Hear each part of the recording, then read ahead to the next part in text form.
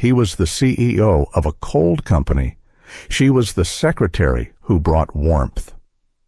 When Helen Whitaker lost both her mother and her job in the same year, she wasn't looking to be seen. She was looking to disappear. She found work in a gray, silent office where birthdays were ignored. Voices were low, and no one dared speak to the man at the top. Thomas Granger, 42, brilliant, respected, and entirely alone, until Helen, with quiet hands and handwritten notes, started changing the building one cup of tea, one kind word, one human moment at a time. But when someone from the inside accused her of manipulation, Thomas had to make a choice: protect his title or the woman who made him feel human again. What would you choose if your heart finally woke up, just as the world told you to shut it down? This isn't just a love story. It's a story of healing, of standing up, of remembering who we are beneath the roles we play. If this touched something in you, we invite you to share your thoughts in the comments. Your voice might be exactly what someone else needs to hear today. Now, take a breath, and let me tell you a story. After losing her mother and her job in the same year, Helen wasn't looking for hope anymore. Just silence and a place to disappear. Helen Whitaker didn't move to Vermont for a fresh start. She moved because it was the only place quiet enough to grieve in peace. After 20 years in a city that never slept, first as a student, then a teacher, then a full-time caregiver, Helen had come to realize something simple and terrible. There are some losses no one prepares you for. Her mother's passing was slow, not in time, but in spirit. The kind of slow that eats away at the days. The kind of slow that steals someone's voice long before it takes their breath. And when the last of the machines stopped humming, silence followed her home like a ghost. She tried to return to teaching after the funeral, but the classroom felt different. Her words didn't come the way they used to. The spark in her eyes, what her students had once called the Helen magic, flickered out. She resigned without fanfare. No goodbye party. No last lecture. Just a plain white envelope slipped under the principal's door. She found the ad for the job on a local board. Administrative assistant, full-time Granger and Sons Foods, Middlefield. VT seeking someone organized, discreet, and dependable. 3 words that sounded like her, or at least what was left of her. Vermont wasn't on her list, but something about the name Middlefield felt gentle, like a town that had known how to breathe long before the rest of the world remembered. Helen packed 2 suitcases, sold the rest, and drove north in her rusted-out Corolla. The fall leaves were just turning. Amber, crimson, ochre colors that felt too alive for her grayness, but she watched them anyway. There was comfort in their surrender. The office of Granger and Sons Foods sat in a red brick building on a quiet street just past the town square. It was once the family home of the company's founder, converted into offices sometime in the late 80s. Ivy crawled up its southern wall, and a wooden sign hung just above the steps, hand-carved, built with care, grown with integrity. Inside, the place still smelled faintly of wood polish and something sweet, maybe cinnamon, or memory. Her interview was short. The HR manager, Edith, was kind in the way older women often are, with eyes that read too much, but lips that judged nothing. "You're overqualified," she had said gently, "but you look like someone who needs this job for reasons that aren't about money." Helen didn't respond, just nodded. Sometimes silence said enough. Her first day came with no welcome, no company tour, no team lunch, just a laminated badge, a desk near the back, and a stack of outdated manuals. No one asked where she came from. No one offered small talk at the coffee machine. No one even seemed to notice she existed, and for now, she liked it that way. She organized her drawers with quiet precision, labeled folders no one asked her to, cleaned the dusty corner of the break room because no one else had. She took her lunch alone, watching the wind brush through the trees just outside the window. There was a rhythm to invisibility that felt oddly comforting. Until the day the door opened and he walked in. Thomas Granger. He didn't introduce himself. He didn't need to. You could tell who he was by the way everyone sat up straighter. The way voices dimmed, as if the very air had tightened its tie. He moved like a man used to rooms falling quiet at his entrance. Tall, impeccably dressed, eyes sharp enough to cut marble, and a kind of stillness about him like a lake that's frozen solid just beneath the surface. Helen happened to be placing papers in the conference room when he entered. Their eyes didn't meet. In fact, he didn't look at her at all. He simply took his seat at the head of the table, opened a silver pen, and began writing in the margins of a thick report. Not a glance, not a nod, not a breath of acknowledgement, but somehow she felt seen anyway, and not in a good way. The meeting began. She wasn't invited to stay. She slipped out silently, but not before catching a glimpse of the name etched into the leather portfolio in front of him. Thomas A. Granger, CEO. So this was the man behind the policy changes, the one who had quietly stripped birthdays from the calendar, removed the Friday lunches, turned the once bustling employee lounge into a forgotten storage room. A man of numbers. They called him efficient, ruthless, brilliant, cold. Helen returned to her desk, the echo of that silent room still pressing on her skin like frost. She had dealt with cold before. She'd buried warmth with her mother. She could handle this too. What she didn't know, what she couldn't have known, was that the man who hadn't looked at her would become the one who couldn't stop. That in the sterile silence of that first meeting room. She had just met the man who would challenge everything she thought she knew about herself and love. It wasn't just the fluorescent lights or the beige walls. It was the silence, the kind that comes when people stop believing they matter. The silence at Granger & Sons wasn't peaceful. It was the kind that hummed under bad lighting, clung to the edges of beige walls, and settled into the space between every forced smile. Helen noticed it by her third day. Not the absence of sound, but the absence of something more vital. Laughter, curiosity, spontaneity. The kind of things that once made a workplace feel alive. Here, footsteps were measured. Conversations were functional. No one lingered at the copier, and no one ever asked how your weekend was. At 8:58 a.m., employees shuffled in. At 5:01 p.m., they vanished like smoke. Lunches were eaten at desks, alone. Phones scrolled through silently. Emails clicked through like clockwork. Even the coffee pot seemed ashamed of its weak brew. Helen, seated at her modest corner desk, started to pick up on the rhythm. There was no birthday calendar on the wall, no faded Polaroids from company picnics, no team bulletin board. She asked Edith gently, one afternoon, did the office ever do group lunches or celebrations? The older woman paused, stirring her tea slowly. We used to. Mr. Granger, the senior one, he believed people worked better when they felt seen. But things changed. The pause that followed didn't need filling.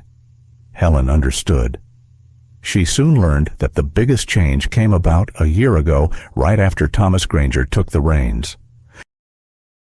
Where his grandfather had led with heart, he led with metrics, efficiency, productivity, measurable results.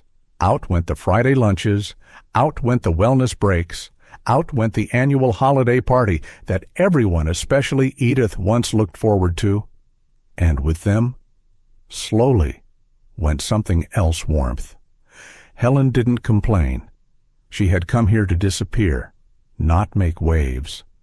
Still, her teacher's heart kept noticing things. How Mason Young, eager, maybe 20 at most, walked with his shoulders slightly hunched, as if bracing for dismissal. How Frank, the warehouse driver, always looked down when passing by, though his weathered face suggested a man who once laughed a lot. How even the artificial plants in the lobby seemed tired. It wasn't burnout she saw. It was quiet resignation, as if the people had stopped expecting to matter. The moment that changed everything came on a gray Thursday afternoon. Helen had gone to the break room, more a glorified closet to warm up leftover soup. Mason was there, nervously fiddling with a jammed vending machine. He gave her a quick, awkward nod and kept his head down. The machine coughed and clicked, refusing to give up the granola bar he'd clearly already paid for. Helen watched for a moment, then gently said, "Try lifting the front edge slightly before you press again." He blinked. "Oh, okay." The trick worked. The bar dropped. He gave a tiny smile, grateful. But before he could say anything more, 2 senior staff walked in, chatting. They didn't greet either of them. One of them, a man Helen had seen in meetings with Thomas, looked at Mason and said loudly, as if he weren't even there, "I still don't get why we're spending budget on interns. Half of them don't even know how to operate a coffee machine."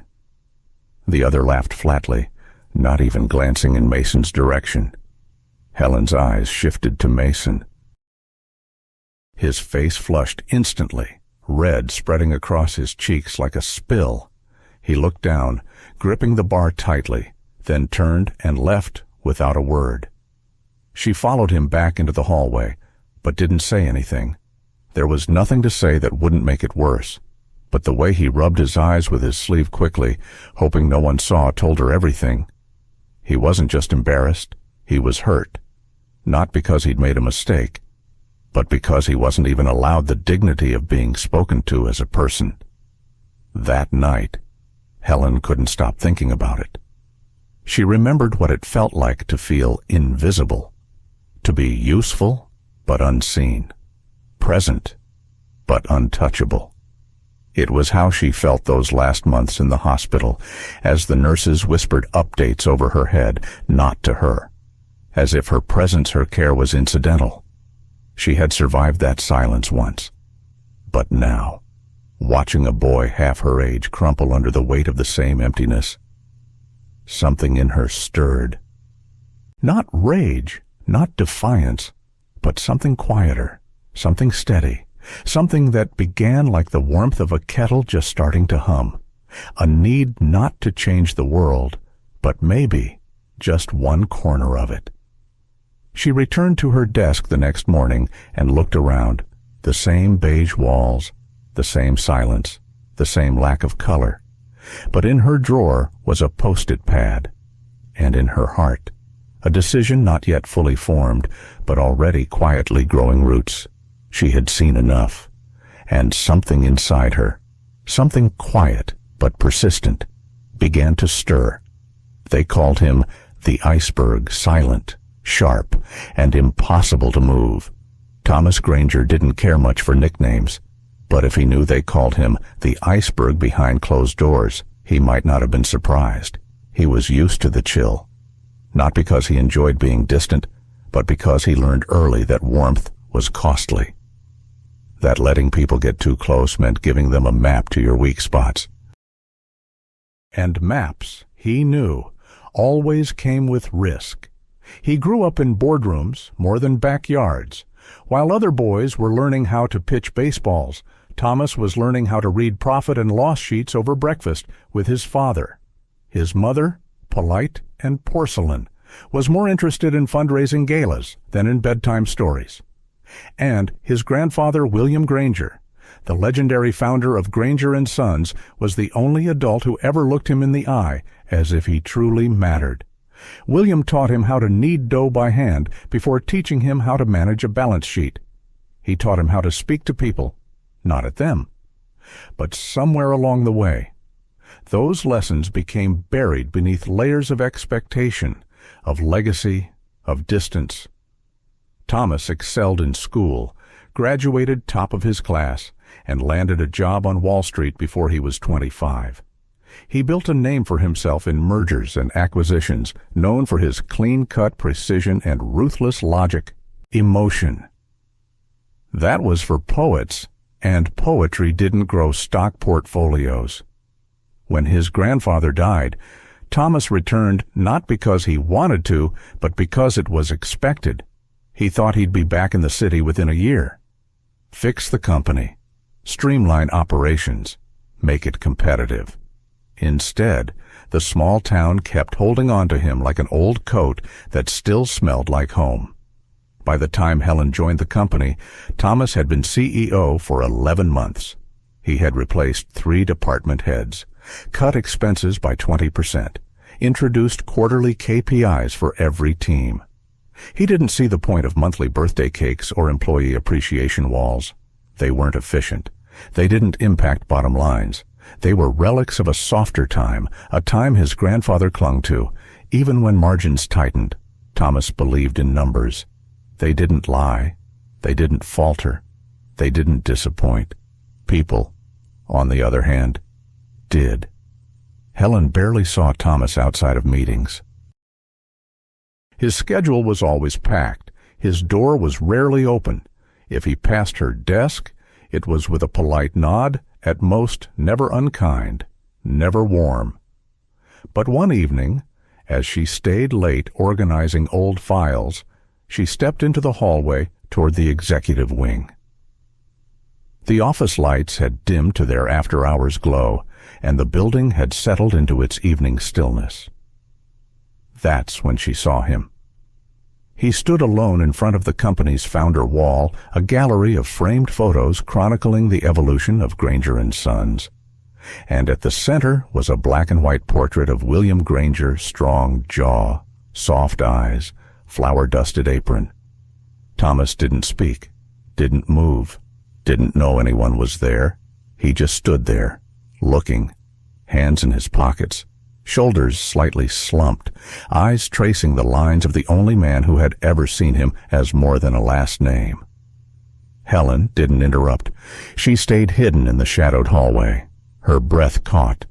Because in that moment, Thomas didn't look like a CEO. He looked like a boy who'd lost his compass, a man still searching for someone to explain how the world had turned so cold without permission. She could have cleared her throat, made her presence known. Instead, she stepped back silently and returned to her desk. But that image stayed with her. The power suit, the immaculate hair, the man made of numbers, looking utterly lost in front of a memory. The next day, Thomas was back to form, crisp, efficient, measured. But Helen saw the difference now. She saw the ghost in his eyes. And for reasons she couldn't quite name. She cared. She didn't know much about his past. She didn't know the battles he'd fought to earn the seat he now occupied, or the cost he'd paid to stay in it. But she recognized that kind of silence. It was the kind you carried, not the kind you created. She had lived in it, too. Sometimes, when the world won't listen, you whisper into the margins. Helen didn't plan to start writing the notes. It happened the same way autumn turns to winter quietly, and with no one watching. It was a Wednesday. Cold, damp, the kind of morning that settled deep into your bones. She'd slept poorly the night before. Dreams of her mother's voice, half-remembered recipes, and old classroom blackboards haunted the edges of her sleep. She'd spent a half-hour staring at the ceiling before getting up in the dark. At breakfast, she'd flipped open one of her old paperbacks, Emily Dickinson, a poet she used to assign to her students when the snow began to fall. Her eyes landed on a line she must have read 100 times before hope is the thing with feathers. This time, it caught her differently. Maybe because hope felt more like a ghost than a bird these days. Later that morning, while delivering a printed schedule to the executive office, She passed by Thomas's desk. The office was empty, still untouched by the bustle of day. The silence was thick, but somehow welcoming, like standing in the center of a church before service begins. Her eyes fell on the stark, glassy surface of his desk. Not a single personal photo, not even a coffee ring. She paused. Without thinking too much, she took a sticky note from her folder, wrote the line from Dickinson in neat, steady cursive, and placed it gently by his pen. No signature, no explanation, just a small whisper in a sea of numbers. Then she walked away. The next morning, she passed by again. The note was gone. She half smiled, expecting it had been tossed. But something about the act, simple, private, had settled something in her chest. She left another. This time, a quote from Thoreau. "The price of anything is the amount of life you exchange for it." And again, the paper disappeared. Over the next week, she kept going. Small notes, lines from poets, writers, old philosophers. Sometimes they were comforting, sometimes quietly challenging. Sometimes just gentle. Be kind, for everyone you meet is fighting a hard battle. In a world that's breaking, choose to be a seam. Not all growth is visible. She began folding them in half before placing them down, not to hide them, just to make the moment feel more deliberate. One day, she came in early for a printer issue and saw something she hadn't expected. On Thomas's desk, just beneath the corner of his blotter, were several of the notes. Flattened, pressed, lined up carefully. He hadn't thrown them away. He'd kept them. That morning, Thomas arrived 2 minutes earlier than usual. He didn't say anything to her, but as he walked past her desk, she noticed he looked up. Just briefly, their eyes met, and in that flicker of a glance, she saw it, recognition, not of who she was, but that she was. The next day, Helen chose a quote from Wendell Berry, one of her favorites. "There are no unsacred places. There are only sacred places and desecrated places." She wondered what Thomas would think of that. If he believed places like offices could ever feel sacred, if he remembered what it meant to work somewhere that felt like home. The ritual became her quiet rebellion, a way of planting something human in the most sterile room of the building. She never spoke of it, not to Edith, not even to herself out loud. But something changed in her as the days passed. Her shoulders eased. Her voice, when she spoke in meetings, carried more steadiness. It was as if the act of offering softness into the world, even anonymously, made her more whole. One morning, she chose a quote from Rainer Maria Rilke. "Perhaps everything that frightens us is, in its deepest essence, something helpless that wants our love." She paused as she folded the note. This one felt more exposed, more personal, not just an offering of thought, but of understanding. She held it in her palm for a moment longer than usual, then tucked it gently beneath the edge of his notepad and turned to leave. But this time, the timing was off. She hadn't heard the elevator or the click of the outer door. Thomas stood just inside his office doorway, coat still on, briefcase in hand. He wasn't startled. He didn't ask what she was doing. He simply looked at her, not with accusation, not even curiosity, just a kind of quiet stillness. Helen froze. Her hand hovered an inch above his desk, the folded paper sitting where she'd just placed it. Their eyes met fully for the first time, not in passing, not in a hallway, but with nothing to deflect or distract. She straightened, lips parting slightly, but found no words to offer. He didn't fill the silence either, didn't move, didn't interrupt the moment. There was something fragile in the air, not tension, not discomfort, recognition of what even they might not have known, but something passed between them, something that didn't need to be spoken to be real. Helen offered the faintest of nods, then walked past him, quietly, with dignity intact. Thomas stood still for a long while. After, he removed his coat, sat down slowly, and picked up the folded note. He unfolded it carefully, deliberately, like something sacred. He read the words once, then again. Then he slid it into the top drawer of his desk with all the others. She had been seen, and for the first time in a very long time, so had he. Big change doesn't always start with big meetings. Sometimes it starts with a cookie. Helen had always believed in small things, not because she thought they fixed the world, but because sometimes they softened it. And soft was a word this office had long forgotten.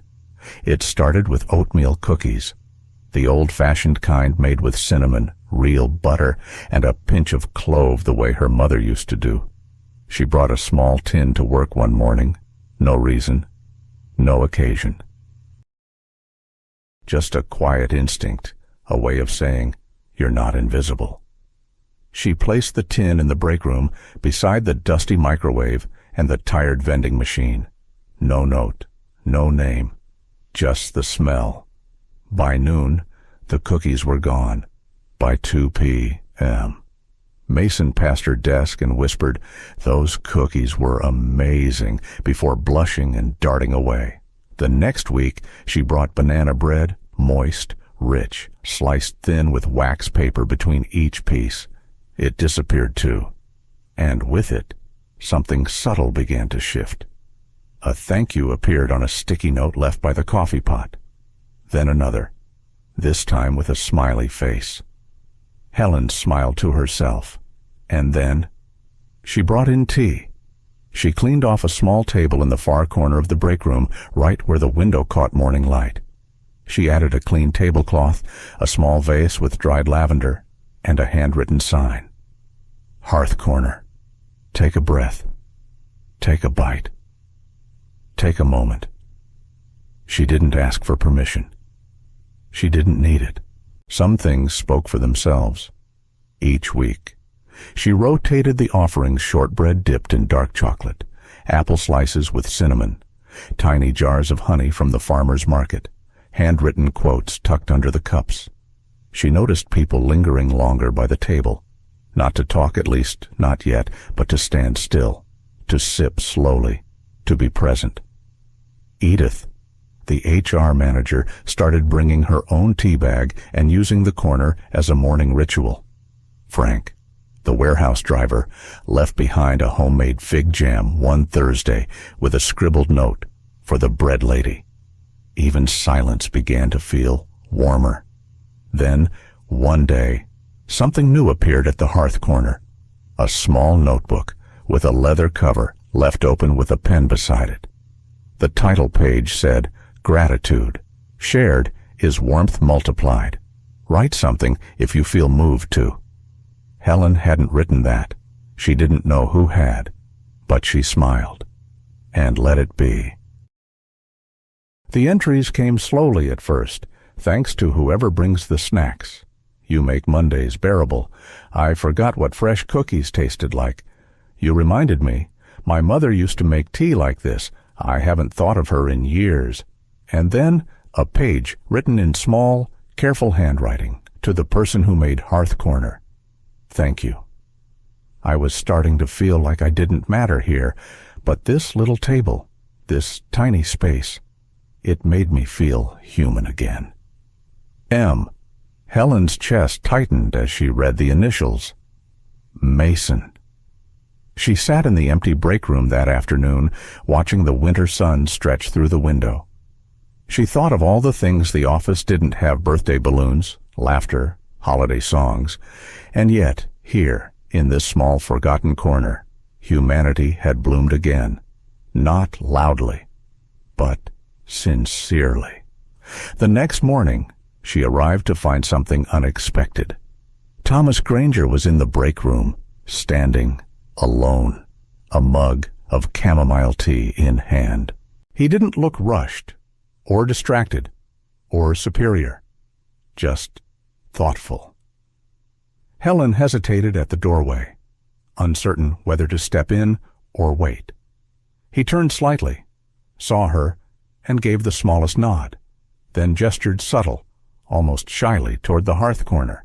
"I tried the orange spice yesterday," he said, voice low, almost conversational. "Was that cardamom?" She nodded. "And a bit of nutmeg." He hummed. It was surprisingly comforting. A pause. Then he added, "Thank you." She didn't ask how he knew. Some things didn't need explaining. She refilled the honey jar as he sipped. Then he set his mug down and picked up the gratitude notebook, flipped through a few pages. When he reached Mason's note, he stopped. His eyes lingered. He read the page once, then again, and then he closed the notebook gently. He didn't say a word, but he didn't throw it away either. Helen watched him leave the room, his shoulders a little less square than before. In his silence, she heard something different this time. Not distance, not dismissal, but consideration. The hearth corner stayed. It became more than a table. It became a heartbeat. "Some people speak loudly," Helen whispered, and still. He heard her. No one announced that Thomas Granger was changing. It wasn't in an email blast. There was no all-staff meeting, no mission statement revision taped to the break room fridge. But the office felt different. Not suddenly, not loudly, but like early spring pushing gently at the edges of winter. The first clue came on a Friday morning. Helen walked in early, as she often did, arms full of lemon scones and a small thermos of peppermint tea. The hearth corner was quiet, basking in the soft light of sunrise. She was halfway through arranging the napkins when she noticed something new, a box of ceramic mugs, simple, white, but new, and a printed sign beside them. "Real tea deserves real mugs. Management." She stared at it for a moment, blinking. Not a big gesture, not flashy, but a step, a real one. A week later, during their regular Monday check-in. Thomas paused mid-sentence to ask Frank about his son's high school graduation. Frank nearly choked on his coffee. Not because the question was invasive, but because no CEO had ever asked about his family, let alone remembered. In the following days, the changes continued, quiet but intentional. Birthday emails began arriving from the HR account again, this time with a small personal message included for each employee. A dozen balloons quietly appeared in Mason's cubicle on his birthday, along with a card signed simply, "We see you, happy birthday." And Thomas, who once walked the halls like a shadow of pressure, began to slow down. He didn't rush past people anymore. He lingered, offered soft nods, made eye contact, even smiled awkwardly at first, like someone trying on an old coat that almost fit. But through it all, he never acknowledged Helen, not directly. Not a word about the hearth corner, not a mention of the quotes, not a glance at the growing gratitude journal, now filled with dozens of anonymous thank yous. It was as if nothing had changed between them. And yet, everything had. Helen didn't need the credit. She never had.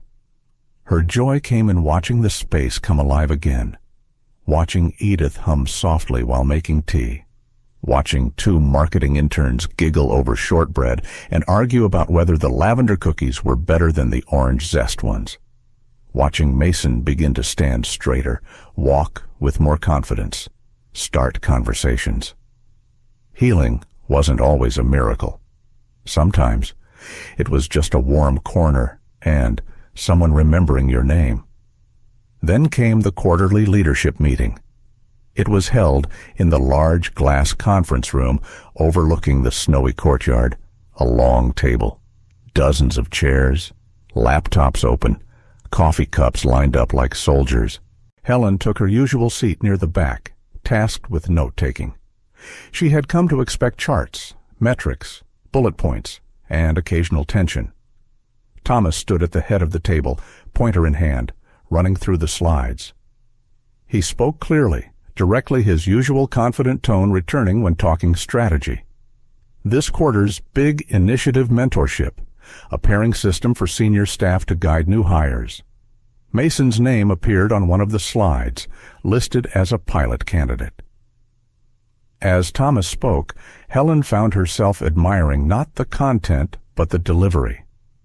He didn't sound like someone reading lines. He sounded like someone who believed in them. Then it happened. While explaining the purpose of mentorship, he paused, looked up at the room, and said, "People aren't just assets. They're roots. You grow a company by nourishing them." Silence. Not the kind of pause waiting for a reaction, but the kind of silence that follows something honest, something human. Helen froze. The words. She had written them 2 months ago, folded inside a quote from Wendell Berry and left on his desk on a rainy Thursday. She remembered the ink smudging slightly from her hand. She remembered doubting whether it mattered. Now, those exact words were floating in a glass room, spoken in Thomas Granger's voice. He blinked, as if realizing something had slipped. There was a slight shift in his jaw. His hands tensed around the laser pointer, but he didn't backtrack. He didn't explain. He simply clicked to the next slide and continued. The room remained quiet a few seconds longer than usual. Something had changed in the air. People weren't just listening. They were feeling. Helen lowered her gaze, then glanced sideways. No one looked at her, and that was fine. But in her chest, something fluttered. A bird, maybe, or hope with feathers. She smiled, not widely, not for show, just enough. Because she didn't need acknowledgement. She didn't need his eyes to find hers across the room. She had been heard, and somehow he'd kept listening. Some betrayals don't come from enemies. They come from those who fear change the most. It started with a subject line. Concerns about ethics and influence. Urgent. No name. No sender. Just a rooted email, dropped like a stone in the inboxes of every board member at Granger & Sons. And Thomas, of course. Thomas. The message was sharp, deliberate. It accused him of favoritism, of allowing a junior administrative hire to manipulate company culture for personal influence, of letting sentiment cloud judgment, and of creating an emotional dependence on non-business initiatives. It didn't name Helen outright, but it didn't have to. The board reacted quickly, too quickly. Change had come to the company. Yes, but not everyone welcomed it. Some saw Hearth Corner not as healing, but as threat. Some viewed warmth as weakness and kindness as chaos in disguise. A closed-door session was called. Thomas stood in front of a semicircle of folded arms and measured frowns. "We're concerned," one member said, voice clipped. "Your role here is CEO, not emotional liaison. The culture shift is appreciated, but boundaries must be reinforced. You've allowed one employee too much influence. It's setting precedent. And finally, this is not about her. Thomas, this is about you. You can either restore the structure or step down from it." He said nothing at first, not because he didn't have words, but because the only ones that came felt too human for a room built on control. Helen didn't hear about the meeting until the next day, but by then, she already felt the change in the air. Doors closed more quickly. Conversations hushed as she walked by. The warmth she'd so carefully nurtured had begun to flicker. It didn't take much to guess the shape of the storm. Later that afternoon, Thomas called her into his office. He didn't meet her eyes when she entered. He simply gestured toward the chair across from his desk, and when she sat, he said quietly, "I'm sorry." That was all. No explanation, no defense, just 2 words, heavy as lead. She didn't ask for more. Her eyes scanned the room one last time, the books she'd stacked neatly in the window corner, the tea jar she'd refilled yesterday, the tiny plant someone had left beside her keyboard weeks ago, now thriving. She nodded, then stood up. She didn't cry. She didn't plead. She gathered her things, a small box, a folder of handwritten notes, the last of the chamomile, and walked through the hallway she'd once transformed with light. People watched her go. Some stood, some didn't know what to do with their hands. Mason looked down, then back up again. His eyes were glassy, his jaw clenched. She smiled at him, that soft, steady smile she'd always had, and walked through the front door without a sound. Thomas watched from the window upstairs, and for the first time in his life, his entire life, he felt powerless. Not because he'd lost control, but because, for once, he knew what it meant to lose something that mattered. That night, he stayed in the office long after the lights were off. The building creaked in its sleep. The wind tapped against the old windows. He sat at his desk, the inbox still open, the anonymous email still glowing like a wound. But he didn't read it again. Instead, he opened the drawer, the one on the right, the one he never let anyone touch. Inside was a stack of folded notes, worn, soft-edged from being opened and reread too many times. He laid them out across his desk, carefully, reverently, one by one, each quote, each sentence, each small reminder that someone once believed he could be more than numbers. He read them all again, not quickly, but slowly, letting them pierce through the armor he'd worn for decades. Words that once felt poetic now felt like mirrors. Perhaps everything that frightens us is something helpless that wants our love. Be kind, for everyone you meet is fighting a hard battle. His hands trembled slightly as he reached the last one. The Rilke quote, the one he had caught her placing, the day they had first truly seen each other. His throat tightened. The ache wasn't sharp, it was low, old, like a door finally creaking open after years of rust. He laid his head in his hands, and for the first time in years, he didn't think about profit margins or quarterly growth. He thought about how quiet the office felt now, how cold, how utterly empty. She was gone, and only now did he understand what she had really brought with her. Not tea, not cookies, not birthday cards, but presence, grace, and a kind of hope that didn't demand attention, but transformed everything it touched. The wind outside pressed harder, a storm coming. But inside, the only sound was paper shifting as he breathed. His heart finally broke open. You don't know who you are until the moment you must choose who to protect. Thomas Granger had faced difficult meetings before. He'd stood before investors during economic downturns. He'd defended budget cuts, mergers, even warehouse closings, but never had his hands trembled like they did this morning. Never had he felt the stakes so personal. The boardroom was quiet when he entered. Heavy curtains muted the morning light. A long, polished table separated him from 8 faces, some skeptical, some disappointed, a few unreadable. At the far end sat Leonard Haynes, his grandfather's oldest advisor. The man who had mentored him, toasted his promotion, and whispered warnings when he tried to bring change. Now, the man who had betrayed him. Thomas didn't need proof beyond the tone of the anonymous email. It had Leonard's fingerprints all over it, formal, controlled, passive-aggressive in all the right ways. She's becoming a distraction. Culture change must be strategic, not sentimental.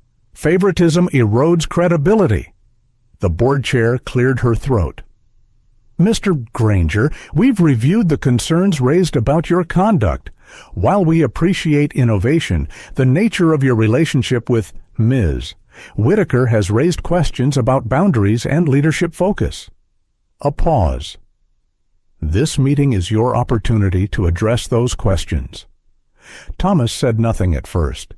He sat, spine straight, fingers folded neatly, then, without a word, reached into his folder and pulled out a single page folded, worn, handwritten. Helen's letter. He unfolded it gently, then began to read aloud, voice even but soft. Dear Mr. Granger, you don't know me, but I feel like I've come to know you through the walls of this building, through the way people still speak your name like it meant something bigger than business. You built something here, not just a company, but a community. I hope you'd be proud of what it's becoming again. He paused. The room was still. Even Leonard leaned forward slightly. I don't know if I belong here, but I've tried, in small ways, to bring a little light back into this place. A quote here. A warm cup there. Maybe it's silly, but I believe people remember how a place made them feel long after they forget the numbers. Thomas's voice caught slightly just for a moment. Then he folded the letter back up, pressed it flat with his palm, and looked directly at the board. That's the kind of voice we silenced for too long. He didn't raise his voice. He didn't need to. You're asking me if I crossed a line, but I think you're asking the wrong question. You should be asking why someone like her was the first person to make this place feel human again. The room shifted. Some leaned back. Others glanced at one another. Still, no one interrupted. Yes, Helen Whitaker changed the culture here. Yes, she left sticky notes on my desk and served tea in real mugs. And, because of her, birthdays returned. People laughed in hallways. Our intern stopped flinching every time someone spoke to him. His eyes flicked briefly to Leonard. That's not manipulation. That's leadership. Not the kind you can measure in quarterly reports, but the kind my grandfather understood, the kind we lost. He rose from his chair. If doing what's right for this company means punishing someone who reminded us how to care, then I won't do it. And if keeping my title means letting go of the one person who made me more than a CEO, then you can have it back. The air seemed to hold its breath. Someone exhaled, slowly. A paper rustled at the far end of the table. Leonard cleared his throat. Thomas, sentiment is not strategy. Thomas met his eyes. No, but strategy without sentiment is just control in a suit. The board chair looked down, then up again. For a long moment, no one spoke. Then, softly she said, You're your grandfather's grandson, after all. She turned slightly to the others, and then she clapped, once, twice, slow, measured. Others followed, not all, but enough. Thomas didn't smile, but his jaw unclenched, his shoulders eased. He sat down not victorious, but clear. For once, he hadn't made the choice that protected power. He had chosen truth. And somewhere, in a quiet home across town, a woman who once believed she was easy to forget was about to find out how deeply she had been remembered. A year can change a company. A moment can change a man. 1 year later, spring arrived early in Vermont. The kind of spring that didn't knock, just walked in, opened the windows, and let warmth spill into forgotten corners. At Granger and Sons Foods, something else had opened too. Not just the windows, not just the air, but the people. Helen Whitaker walked through the glass doors with a badge that now read Director of Culture and Community. No longer a secretary, no longer invisible, no longer afraid. She wore soft blue, carried a fresh tin of lemon shortbread, and smiled at Mason, who was stringing handmade banners across the main hall. Gratitude Week, they called it now. The hearth corner still stood, but it wasn't just a corner anymore. It had multiplied. Each floor had its own tea carts, cookie jars, chalkboards with handwritten affirmations. Even the factory floor had one tucked near the supply rack, with a crate of granola bars and a sign that read, "You are not just part of the machine. You keep it running." Helen didn't create all of it. She just started the ripple. Now the company pulsed with small acts of humanity. Frank, the warehouse driver, had started leaving jars of his homemade jam, each labeled with a joke and a smiley face. Mason now ran onboarding sessions for new interns, greeting them with mugs that said, "You belong here." Edith, long since retired, still visited once a month to host a staff poetry reading, complete with peppermint tea and folding chairs. Helen moved through the halls like sunlight. She didn't rush. She didn't direct. She simply noticed. A broken chair, a tired glance, a quiet whin, and people noticed her noticing. Upstairs, Thomas Granger stood behind the glass railing overlooking the main floor. He wore a slate gray blazer, no tie. His shoulders were looser now, like a man who no longer carried his name like a burden. In his pocket was a small velvet box. It had lived there for days. He hadn't opened it. Not yet. But it was there, waiting. He watched as Helen leaned over to help Mason hang a banner that wouldn't stay taped. She laughed when the string fell. Mason laughed harder, and Thomas smiled.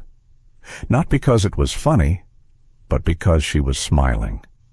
He remembered the first time he'd seen her, not truly, but seen her. How she placed those quiet quotes on his desk. How she baked warmth into every crumb.